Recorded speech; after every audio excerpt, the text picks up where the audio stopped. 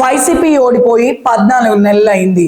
151 సీట్లతో అధికారం చేపట్టిన పార్టీ కేవలం 11 సీట్లకే పరిమితం కావడం అంటే అది షాకులకే పెద్ద షాక్. అందుకే వైసీపీ ఈ షాక్ ను ఏమాత్రం తట్టుకోలేకపోతుంది, అసలు తేరుకోలేకపోతుంది. షాక్ లాంటి రిజల్ట్ వచ్చిందంటే ఏం జరిగిందో, ఎక్కడ ప్రజలకు నచ్చలేదో అనే రివ్యూ చేసుకోవాలి కదా అన్నది విశ్లేషకుల మాట. ఎంతో మంచి పని చేసినా ఓడిపోయామని మదన పడుతున్నారు. మంచి చేస్తే ఓటమి ఎందుకు, ఒకవేళ ఓడితే ఇంతటి భారీ ఓటమి అయితే దక్కదు కదా అన్నది మరో విశ్లేషణ. ఇప్పుడిప్పుడే జగన్ రోజుకు 200 మంది వరకు కార్యకర్తలను కలుస్తున్నారని సజ్జల చెప్పారు.